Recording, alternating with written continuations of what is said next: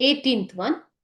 What are the challenges faced by unorganized workers?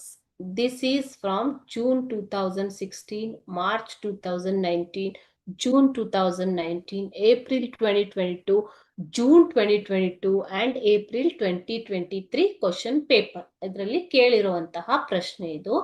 Problems of unorganised workers. Challenges ಅಂತಂದ್ರೆ problems ಏನು ಅಂತ. First one, the work of unorganized workers is not bound by any rules or regulations. ಇಲ್ಲಿ ಯಾವುದೇ ರೀತಿಯ ನಿಯಮಗಳು ಮತ್ತು ನಿಯಂತ್ರಣಗಳು ಇಲ್ಲದೆ ಅವರು ಕೆಲಸ ಮಾಡುವಂಥದ್ದು.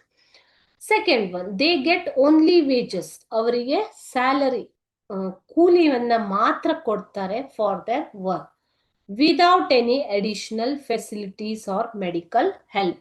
ಯಾವುದೇ ರೀತಿಯ ಇತರೆ ಸೌಲಭ್ಯಗಳು ಮತ್ತು ಮೆಡಿಕಲ್ ಹೆಲ್ಪ್, ಆರೋಗ್ಯ ಸಹಾಯವಿಲ್ಲದೇನೆ ಅವರು ಕೆಲಸ ಮಾಡಬೇಕು. ಬರೀ ಅವರು ಮಾಡಿರುವಂತಹ ಕೆಲಸಕ್ಕೆ ಮಾತ್ರ ಕೂಲಿಯನ್ನ ಕೊಡುವಂಥದ್ದು. ಓಕೆ, ಇದು ಒಂದು problem.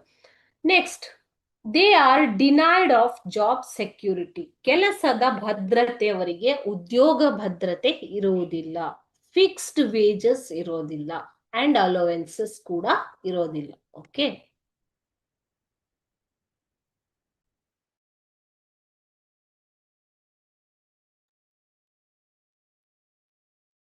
So they are denied of job security. ಉದ್ಯೋಗ ಭದ್ರತೆ, ನಿರ್ದಿಷ್ಟವಾದ ಸಂಬಳ ಮತ್ತು ಇತರ ಯಾವುದೇ ಸವಲತ್ತುಗಳು ಇಲ್ಲದೆ ಅವರು ಕೆಲಸ ಮಾಡಬೇಕಾಗಿದೆ. Sometimes unorganized workers were harassed by the entrepreneurs. Entrepreneurs ಅಂತಂದ್ರೆ ಉದ್ದಿಮೆದಾರರು. ಸೊ ಉದ್ದಿಮೆದಾರರು ಅನ್ಆರ್ಗನೈಸ್ಡ್ ವರ್ಕರ್ಸ್ ನನ್ನ ಕೆಲವೊಂದು ಸಲ ಅವರಿಗೆ ತುಂಬಾ ತೊಂದರೆಯನ್ನ ಉಂಟು ಮಾಡ್ತಾರೆ, ಹ್ಯಾರಾಸ್ ಮಾಡ್ತಾರೆ.